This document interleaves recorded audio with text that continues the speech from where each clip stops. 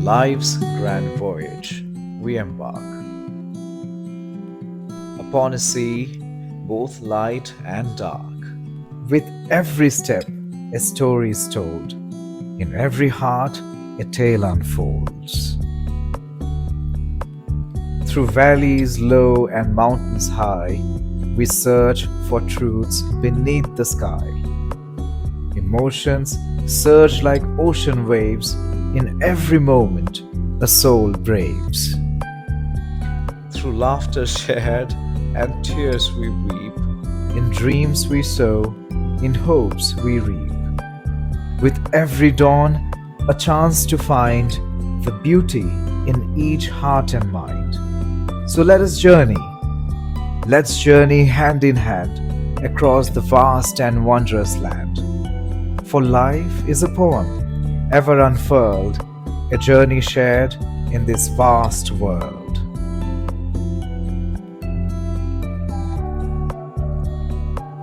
दोस्तों, आप सोच रहे होंगे कि ये वीडियोस मैं आपको क्यों दिखा रहा हूँ, है ना। ये वो नज़ारे हैं जो 2022 में जब मैं अपने दोस्तों के साथ लद्दाख घूमने के लिए गया हुआ था, ये तब के नज़ारे हैं जो हमने अपने कैमरे में कैप्चर किए हुए थे। तो इन नज़ारों से गुजरते वक्त ही मैंने डिसाइड कर लिया था कि एक बार फिर से मुझे लद्दाख आना ही आना है। कह लीजिए कि लद्दाख मोटरसाइकिल लवर्स के लिए, मोटरसाइकिल एंथुसियास्ट के लिए, राइडर्स के लिए एक तीर्थ की तरह है। It's a pilgrim that we motorcycle lovers, we motorcycle enthusiast and riders, travellers, जो भी कह लीजिए, it's a pilgrimage for us. So when we hear the word Ladakh, something starts lingering in our body and then gradually it takes over our minds. So it was back in the year 2022 that I had decided कि चाहे जो हो जाए, मुझे एक बार दोबारा लद्दाख आना ही आना है, चाहे कुछ भी हो जाए। कुछ नहीं रोक सकती मुझे लद्दाख आने से। आज जो हम लोग रूट डिसाइड कर रहे हैं, आज जो हम लोग बैठकर तरह तरह के प्लान्स बना रहे हैं कि कहाँ से होते हुए जाएंगे, कितना टाइम लगेगा, जैसा आपने देखा पिछले वीडियो में मेरे ब्लॉग पे। इन सारी चीज़ों की शुरुआत दरअसल तभी हो गई थी जब हम लोग 2022 में लद्दाख में गए हुए थे। So with that, let me welcome you all back to my channel, your channel, and to our channel, The Rolling Nomad. I hope that all of you are doing fantastic.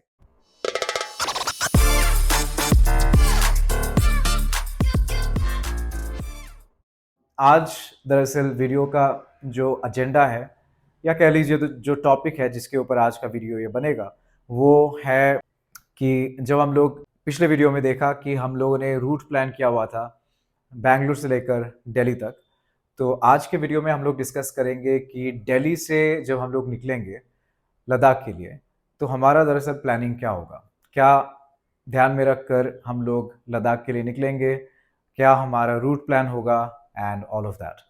Now इससे पहले कि मैं video पे जाऊं, मैं आपको कुछ दिखा देता हूं। Now this is probably going to be relevant for people who are into motorcycling and people who are actively into traveling.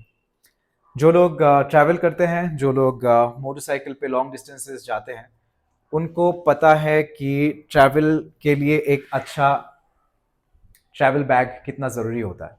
Especially for people who travel and love to ride their motorcycles, understand the value of what it means to have good luggage with you. The kind of luggages that would not create hurdles for you when you are traveling on a motorcycle. तो मैं आपको दिखाना चाहता था कि अभी कुछ हफ्ते, 1.5 हफ्ते पहले मैंने जो है ये टैंक बैग ऑर्डर किया। और मैं ये आपको इसलिए दिखा रहा हूँ क्योंकि मुझे इस बैग से जितनी होप्स थी, वो सारे होप्स सही होते हुए दिख रहे हैं। तो मैं आपको दरअसल एक बार दिखा दूं कि क्या है इस बैग की खासियत, जिस वजह से मुझे ये बैग इतना अच्छा लगा, और उसके बाद हम लोग आगे बढ़ते हैं आज के इस वीडियो में। Now obviously it's always best to travel as light as possible, क्योंकि उससे आपका ट्रैवल बहुत ज़्यादा ईजी हो जाता है, आपको बर्डनसम फील नहीं होता है। लेकिन जो भी कह लो, आपको अपने काम का सामान तो लेना ही पड़ेगा. Anything which is essential for your journey has to be taken no matter what. So ये अब क्योंकि मैं एक्टिवली व्लॉग करने लगा हूँ, I purchased this bag looking at the overall capacity of this tank bag. So let me just show you the interior of the bag and why I happen to have liked it so much. तो ये जो interior है यहाँ पे, जैसे कि आप देख सकते हैं कि there is this partition which is detachable, पर मैंने लगा के रखा है because that helps me in organising stuff. तो जो अंदर में स्पेस है, that is more than sufficient if you are looking to carry your gadgets inside it. So मैं आपको कंपैरिजन के लिए कैसे दिखाऊं. चलिए मेरे हाथ के कंपैरिजन में देख लीजिए. I am somewhere close to 5 feet 9 and ये मेरा हाथ है. तो मेरे हाथ के रेस्पेक्ट में आप देखिए कि ये जो बैग है, it's sufficiently big. And these side pockets, जब मैं बैग खरीद रहा था तब मुझे थोड़ा सा स्केप्टिकल लग रहा था कि कहीं जब मैं मोटरसाइकिल का स्टीयरिंग लेफ्ट या राइट को टर्न करूँगा, कहीं ये स्टीयरिंग के रास्ते में ना आ जाए, ये पॉकेट और ये पॉकेट. लेकिन खुशी की बात यह है कि अम, ना ही ये स्टीयरिंग के रास्ते में आते हैं और ना ही ये ऐसा एक्सपीरियंस देते हैं कि आपको ये बैग कैरी करते वक्त कम्बरसम लगेगा. In fact this is a magnetic tank bag. तो इसके जो मैग्नेट्स हैं, आपको एक बार मैं चेन लगा के दिखाता हूँ ताकि अंदर का सामान निकल ना जाए बाहर. एक हाथ से वीडियो करना भी काफ़ी चैलेंजिंग सा टास्क है. ओके, तो ये लग गया मेरा बैग और ये रहा बैग के मैग्नेट्स. और मैं आपको बता दूं कि इस बैग को लेकर मैंने करीब 200-300 किलोमीटर्स ट्रैवल किया है. ट्रैवल के दौरान मुझे थोड़े बहुत ऑफ रोड्स भी करने थे. और what I wanted to point out is that ये जो मैग्नेट्स हैं, they are more than sufficiently sticky. तो जर्नी के दौरान कभी भी ऐसा मौका नहीं आया, अरे यार खुल जा यार, कैसे चिपका हुआ है एक दूसरे के साथ. देखो, एक खोलता हूँ दूसरा चिपक जाता है. अबे मत चिपक. तो यहाँ पे 3 मैग्नेट्स हैं, 1 2 3, और यहाँ पे भी 3 मैग्नेट्स हैं, 1 2 3. तो जब आप टैंक के साथ इसको चिपका के रखते हो, the good thing is it doesn't even move an inch unless you are travelling off roads. मुझे नहीं लगता कि this is going to create any sort of hassle staying put on the tank. तो यहाँ पे आप कुछ काम का सामान, जैसे मान लो हल्का फुल्का सा ड्राई फ्रूट्स एक छोटे से कंटेनर में रख कर यहाँ पे रख सकते हो, which comes in handy if you want to kind of munch something when you have traveled for about 70-80 kilometers 100 kilometers. अगर आपको लगे कि आपको थोड़ा बहुत कुछ खा लेना चाहिए और आसपास कुछ है नहीं जहाँ रुक कर आप खा सकते हो, तो this pocket would allow you to put some kind of eatable stuff, and this is what I probably would be using this pocket for. Along with that, wallet भी आ सकता है यहाँ पे. सिमिलरली यहाँ पे और एक पॉकेट है. यहाँ पे मैंने फ़िलहाल जो इस बैग का रेन कवर है और जो स्ट्रैप है वो मैंने डाल के रखा है. And along with that, the other very good thing that I have noticed about this bag is कि मान लो रास्ते पे बारिश हो रही है, and in that case obviously we are not going to be very relaxed about putting the phone on the phone holder. तो ये जो पॉकेट है, इस पे अगर आप देखोगे कि इसका जो प्लेन है वो इस डायरेक्शन में है, तो बैग ऐसे है इस प्लेन पे पैरेलल टू द ग्राउंड. लेकिन ये जो पॉकेट है, इस पॉकेट का जो फेस है, it's not parallel to the ground, which means अगर आप मोबाइल को यहाँ पे रखोगे और मान लो ये आपके मोटरसाइकिल के टैंक पे बैग है, आप होंगे कहीं यहाँ पे, तो यहाँ से आपको मोबाइल का जो स्क्रीन है विदाउट एनी डिफ़िकल्टीज आपको दिख जाएगा. तो ये मुझे और एक बहुत ही खूबसूरत सा फीचर लगा. In some other bags that I had come across, I did find this pocket for inserting the mobile and keeping it, but the problem was that this pocket, the plain this face of this pocket was parallel to the horizontal. So ये दूसरे काफ़ी सारे bags जो मैंने देखे हैं उनमें जो है वो ऐसे नहीं है बल्कि ऐसे है. तो obviously if the pocket is made like this, you are not going to be able to see the screen of your phone very easily if you keep your phone here. So yeah, that's another thing that I liked very much about this bag. अब मज़ा आएगा ना video. तो view तो अच्छा दिख रहा है, मैं आपको थोड़ा सा अंदर का जो स्पेस है वो दिखा देता हूँ, है ना. तो ये है कुछ, ये बैग कैसा अंदर से दिखता है. ये हालांकि मैंने थोड़ा सा जो उसका बेस है उसको हार्ड बनाने के लिए गत्ता डाल के रखा था, जिसको निकाल देते हैं. This is not relevant unless you are interested in putting something hard as the base inside the bag. तो क्या डाल के देख सकते हैं. अभी फ़िलहाल इस वाले पॉकेट में मैंने डाल रखा है कुछ वाइप्स, ओके, जो आप मुंह पोंछने का काम आता है, या फिर हेलमेट का जो वाइज़र है वो पोंछने का काम आ जाता है after you know a significant amount of travel when the helmet visor gathers dust. ये उसके काम आ जाता है.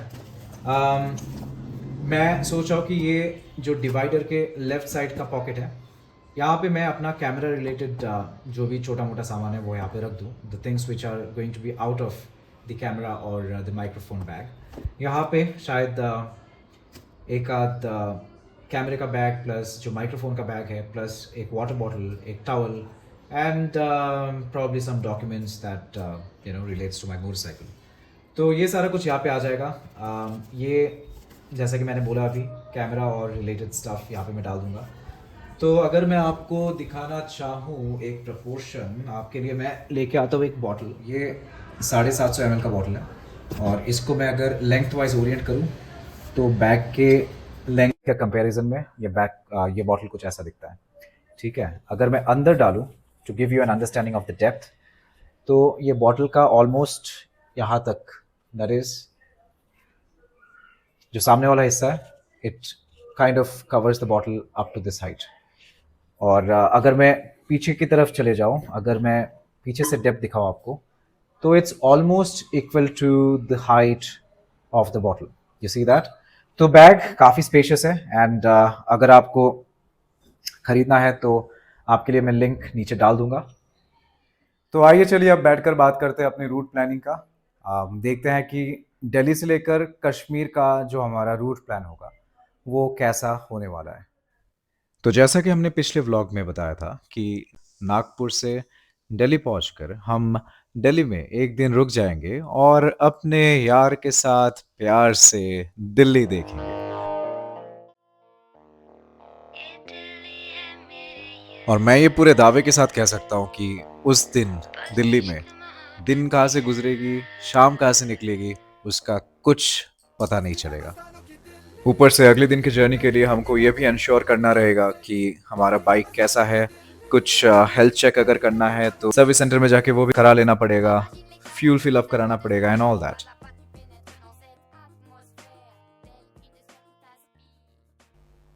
तो हमारे चौथे दिन की शुरुआत होगी जब हम लोग दिल्ली से निकल पड़ेंगे श्रीनगर के लिए.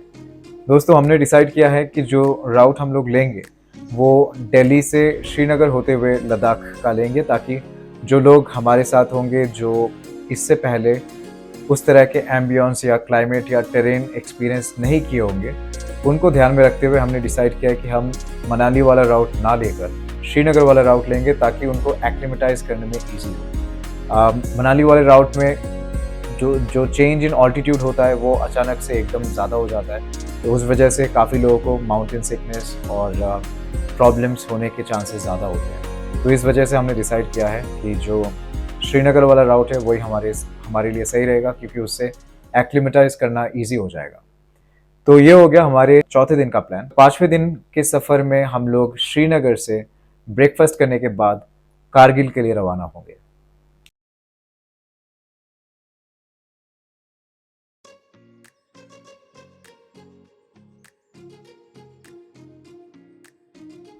तो छठे दिन के सफ़र में हम लोग तय करेंगे करीब 220 किलोमीटर, जिसमें हम लोग पहुंचेंगे कारगिल से लेह की ओर. Day number 7, Leh to Nubra valley. इसमें हमें लगेंगे करीब 2 से 3 घंटे, और यहाँ गुजरते वक्त हम चढ़ेंगे खारदुंगला, जो कि है करीब 18,000 फीट की ऊंचाई पे, which is known as the world's highest motorable road. उसके बाद हम लोग जाएंगे खलसार, जो कि एक छोटा सा गांव है श्योक नदी के बैंक्स पर, वहाँ रुकेंगे कुछ देर के लिए। खलसार के बाद हम लोग चलेंगे Hunder. On our day number 8, we are going to travel from Nubra to Turtuk and back to Nubra, covering a total of 163 kilometers in a total of about 4 to 5 hours.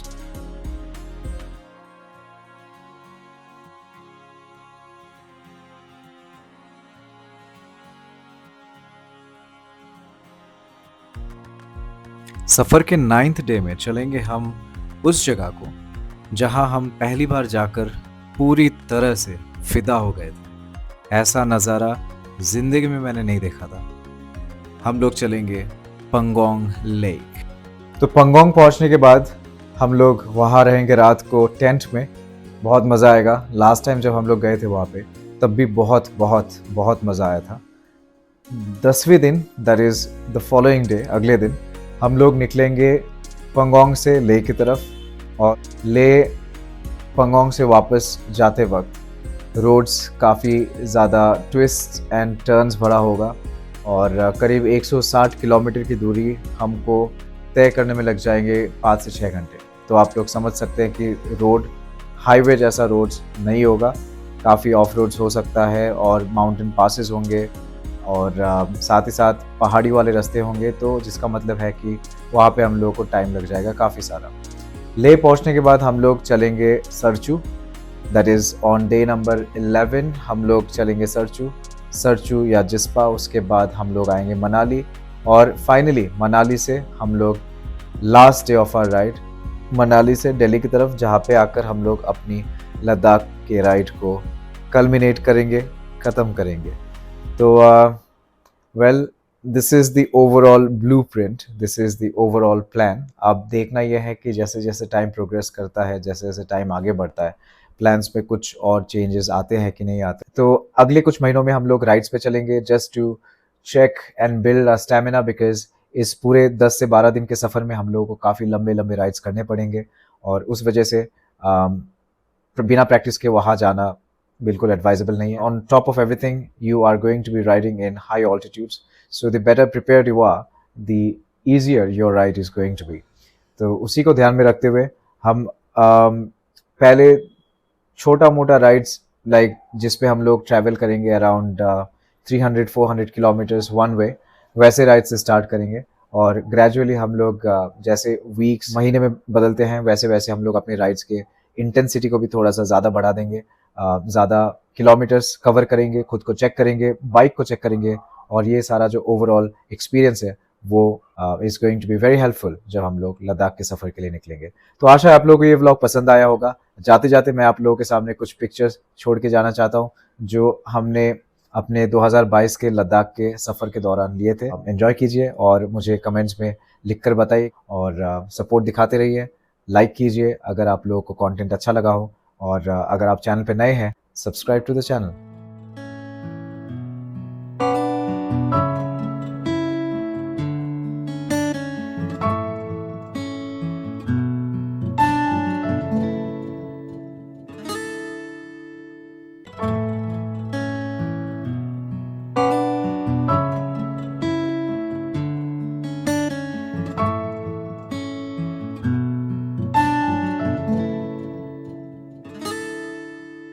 Until we meet the next time, ख्याल रखिए अपना, and live young, live wild, and live free. In the next video, I'll be taking you out on a motorcycle ride to Wayanad. South India में एक बहुत ही beautiful सा hill station है केरला में, नीलगिरीज में। तो वहाँ चलेंगे हम आपको लेकर, और बस वीकेंड का इंतज़ार है, उसके बाद हम आपको लिए चलते हैं वायनाड।